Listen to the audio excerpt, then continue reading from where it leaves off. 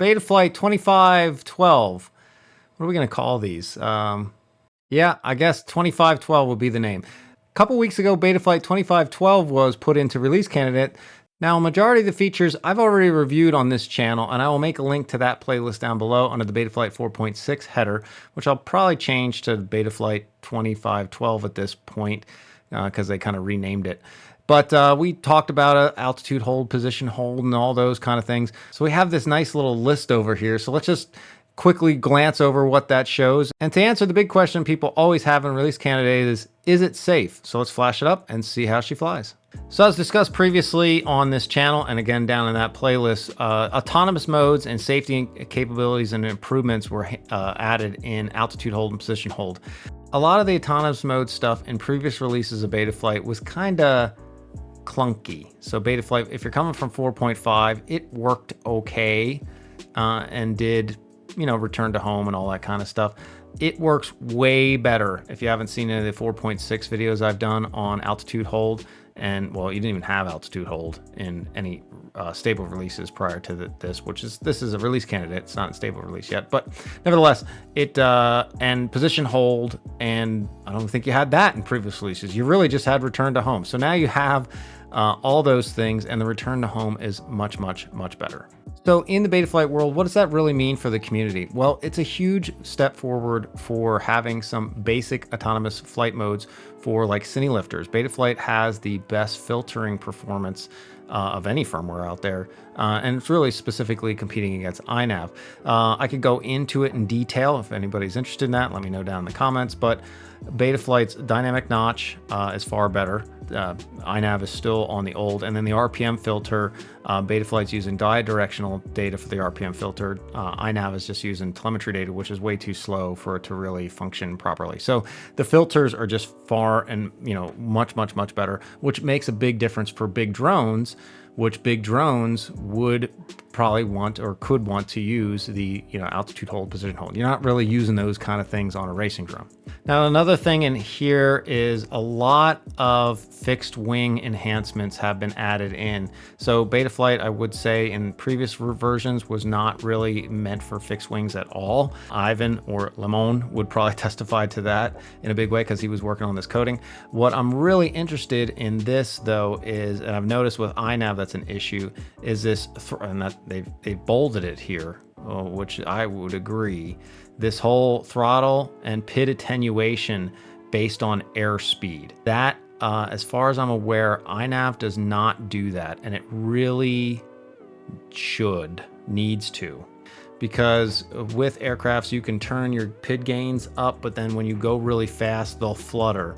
You need the higher PID gains when the aircraft's going slow to help with stability for wind, but you can't have them too high, because when you then go fast, which has nothing to do with throttle, you could just be angled down, the servos will start to flutter, and it can flutter out of control. So attenuating PIDs on airspeed is a big deal. Now, I'm hopeful it does that based on GPS 3D airspeed, and not just, and there's other factors if you don't have GPS, but that would be if most of the wings I have GPS on them, that doing it based on GPS 3D airspeed, hopefully it does, and that would be great, and I'm gonna be checking that out. But if you've looking at performance wing, wing performance, not navigation modes, not waypoint missions, things like that you definitely want iNav for.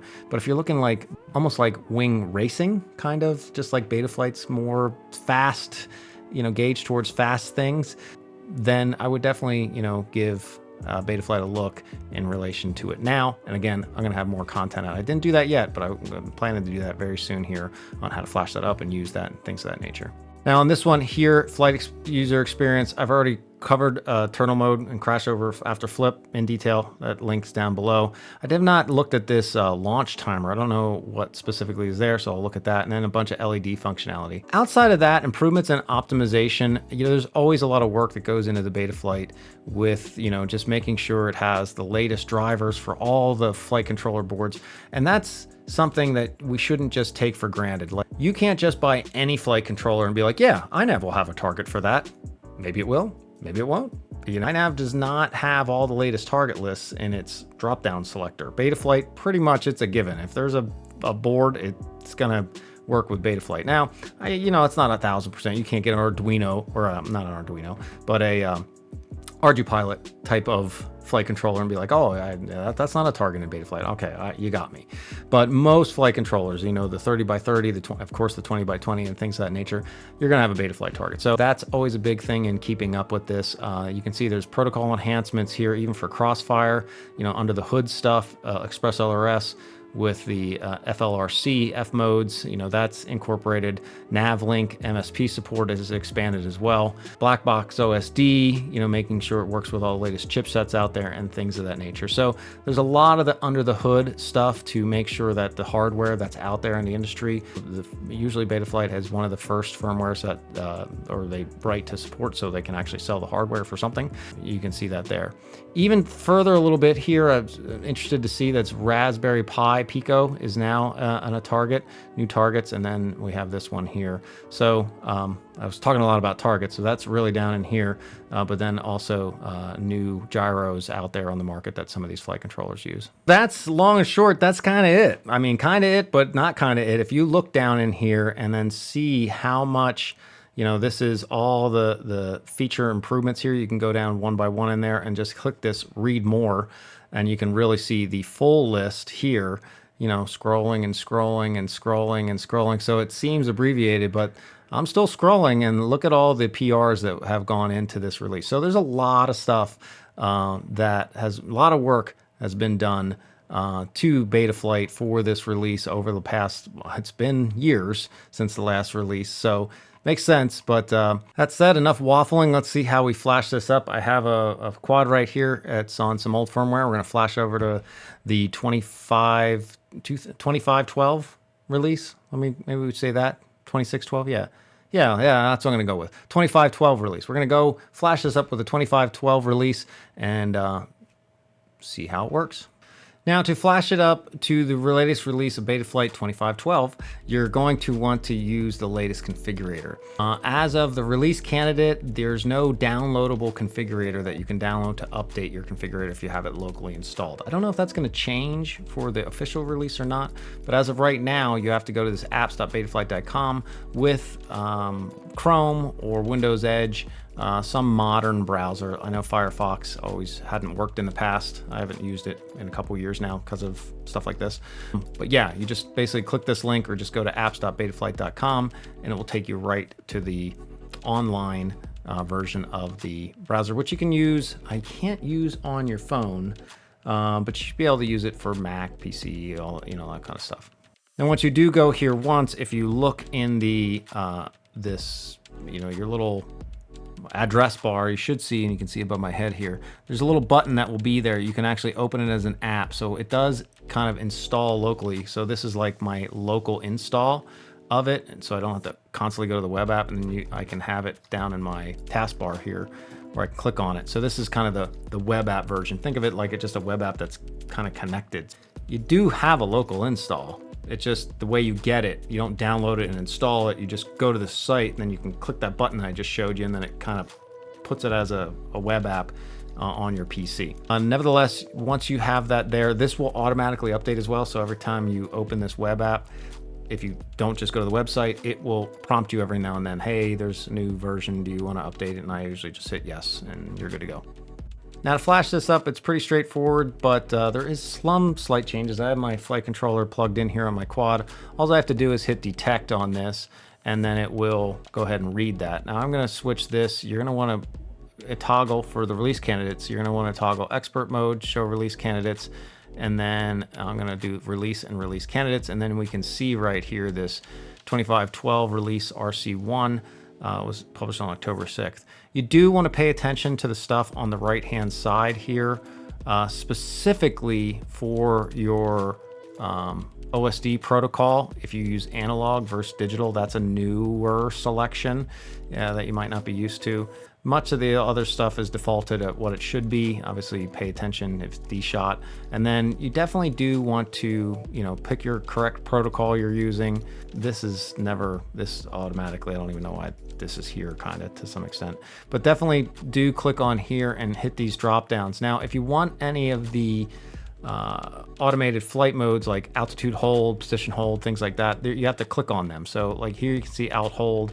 Chirp is like a PID tuning thing. I don't know what some of these other things are, honestly. But if you want expanded LED support or magnetometer support or position hold support, they're there.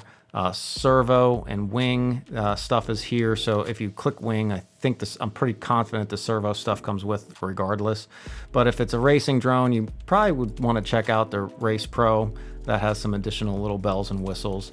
And then you can do stuff if your board can't fit it. Like you could say, okay, well, like on this drone, I don't have GPS. I don't need Acro Trainer. I don't have any LEDs. And I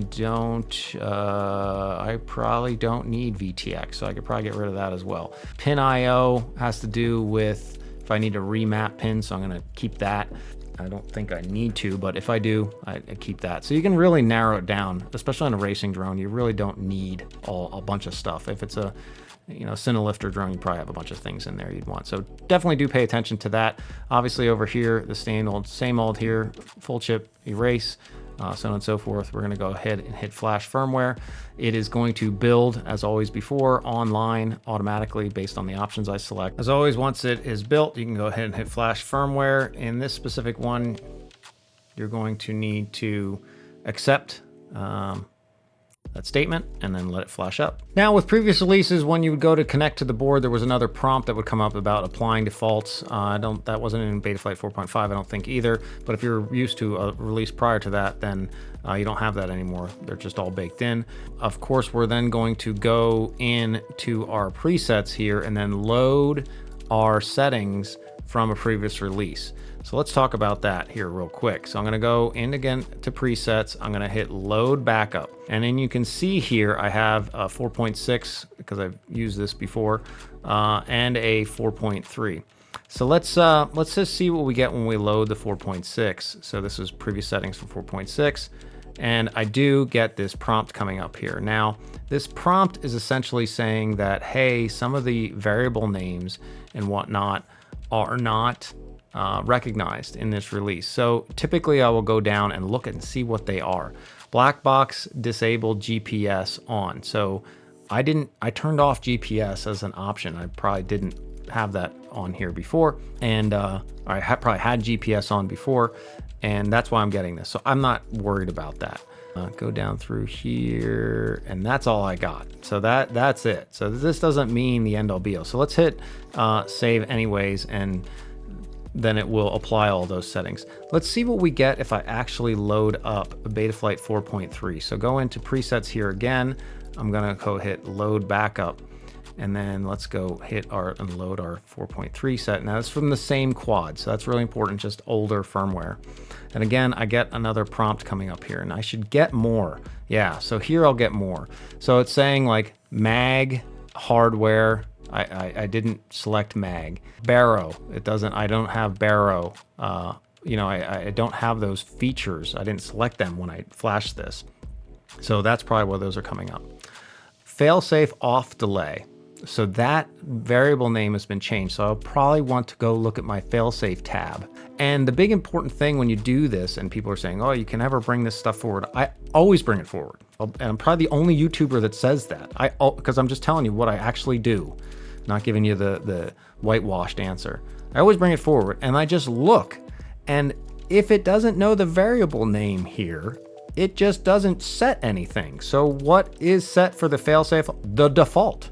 Instead of it being this thing that I guess I have it changed to 30 in this old setup, it's going to go back to the default. Well, that's usually pretty safe. U-block stuff for GPS. Again, I didn't select GPS. I must have had GPS on this drone at one point, but I don't anymore.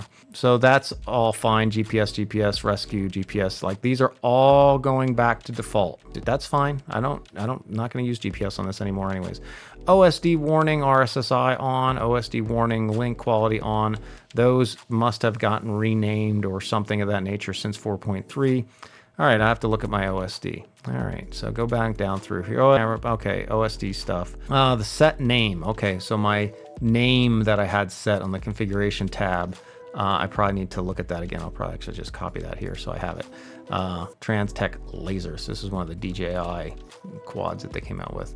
Anti-gravity gain. It's not adjusting the anti-gravity gain. That will be default. It's fine with me. It sounds great. D-min, D-min pitch. Those I definitely know. The D-min is now like a D-max thing.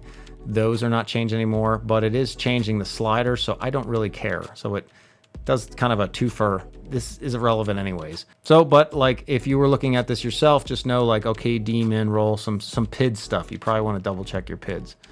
Amplified D-max gain. Again, that is the actual slider. Again, we want to look at our PIDs.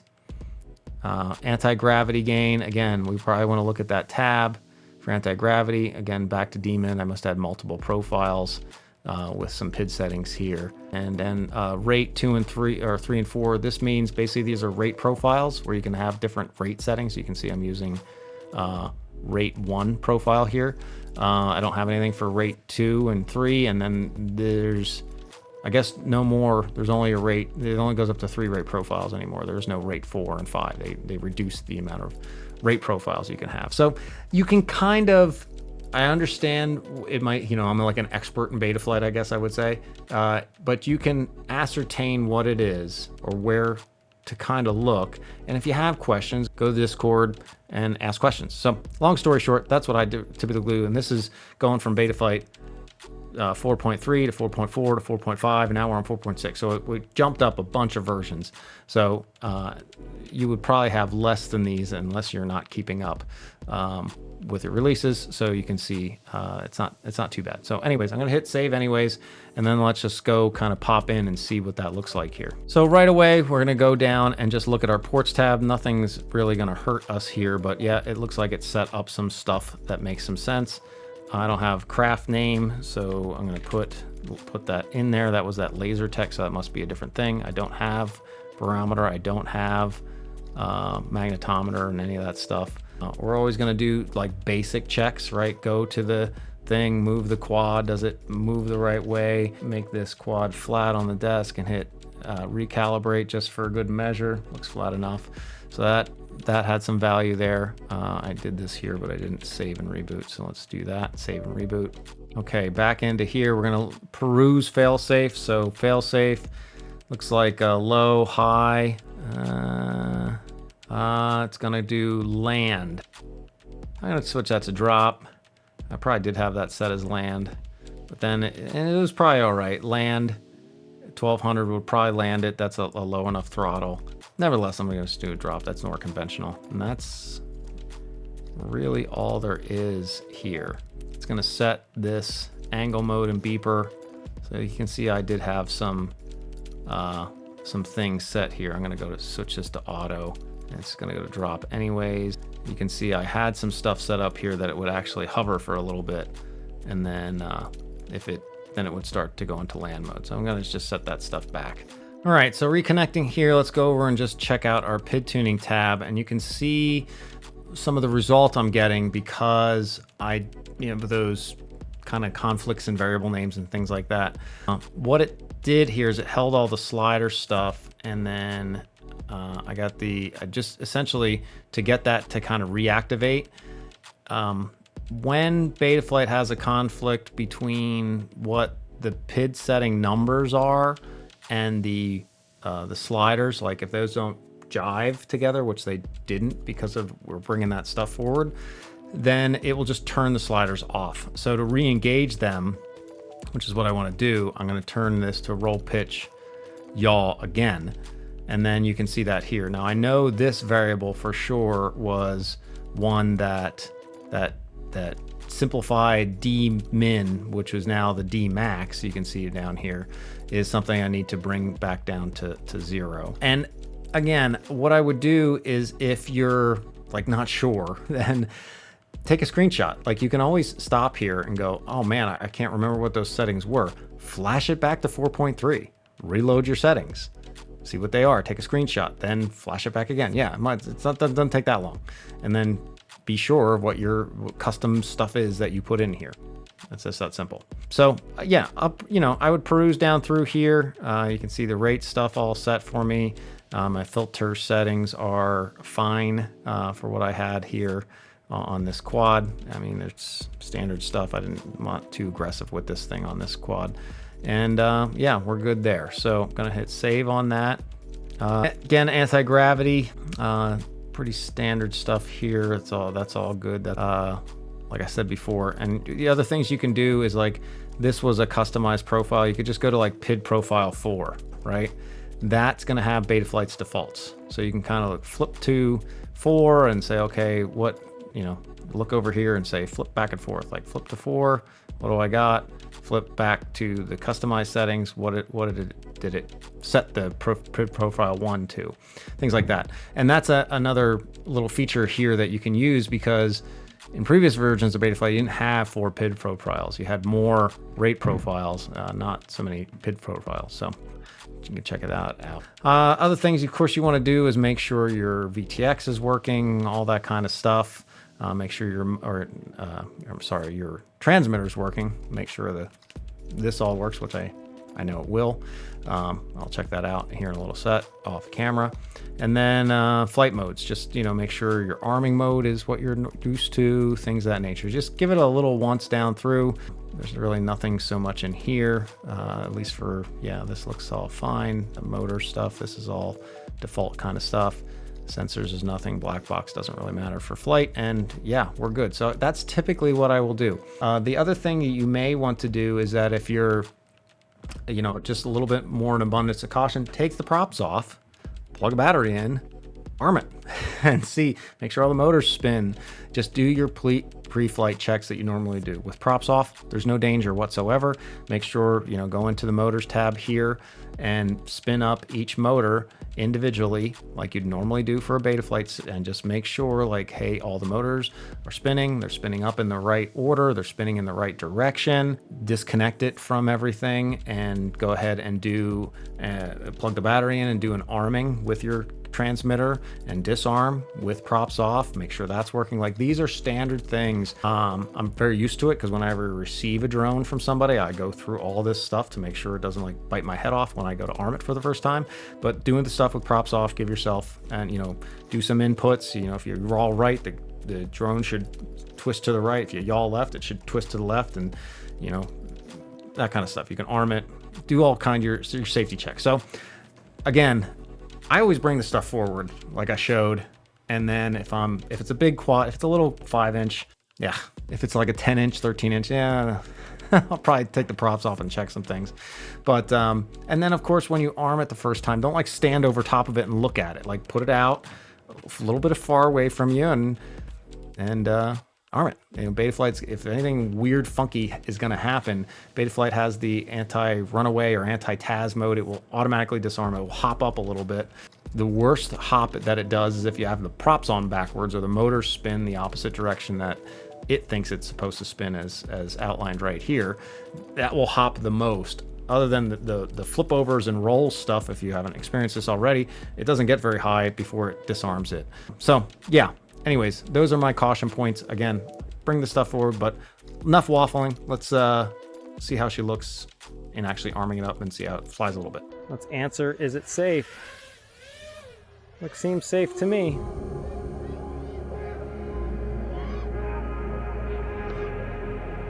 Yep, looks safe. My flying's not very good, but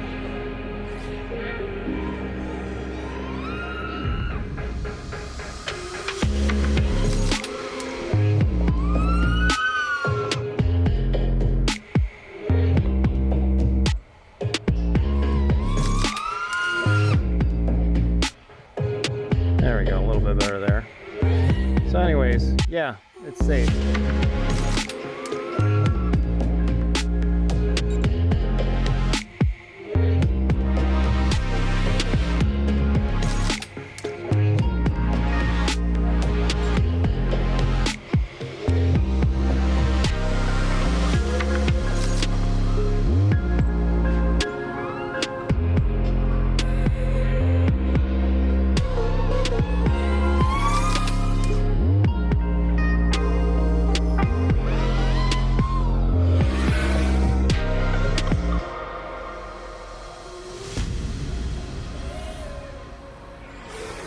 engines disarmed. Plenty safe. So there you go. Okay, so what did you think? Long story short, is Betaflight 4 point, or is Betaflight 2512 going to make your quad fly any better? Probably not. If it's a 5-inch or anything smaller. If it's a big quad, still probably not. There's not like hand over fist things in there for like flight performance in the PID loop and the stability controller. It's a feature. It's features. You're adding features, adding support, adding some other just, like protocol updates and things of that nature. If you have new flight controllers with some of these other newer gyros or something like that, you're going to have that supported in Betaflight 2512. But if you're looking for raw flight performance like racing drones or if you're not looking for dimmable LEDs, or if you're just like I want it, like, is it gonna just fly better in prop wash? No, all that stuff under the hood is all the same. So on the flip side, if you're content where you're at and you're like, my quad flies great, I'm not upgrading the Betaflight, then don't. So don't go through the headache. But if you're interested in checking it out, hopefully this was helpful. Again, check down the links below for some of the other things like turtle mode. Like if you're a racer, that might be very helpful. Or if, like I talked about, cine lifters, and you use any of the altitude hold, position hold, return to home. If you use any of that stuff, that's definitely going to be better for sure. So outside of that, thanks everybody. Drop any questions or comments you have down below. Thanks everybody who contributed to this release and the release candidate. And if you have any input, go ahead. I will make that link down below as well to the Discord, where you can put your input back to the devs for the release candidate. If you have any issues or notice any weird little buggy behavior with any little thing, you put that input there, and then that would escalate to an issue report. If people say, yeah, that's definitely a thing, you should go put that on the log. So that's kind of how the release candidate process works. And the more people that are involved in the release candidate process, the better the stable release will be. Not that there's not any maintenance releases anyways. That's the always thing with this, is people like, is it the stable release? Stable is subjective. There's really never ever completely Windows has updates, and how long has that been out? So stable, is it stable? Is it not stable? Anyways, thanks everybody. Hope this helps. See you on the next one.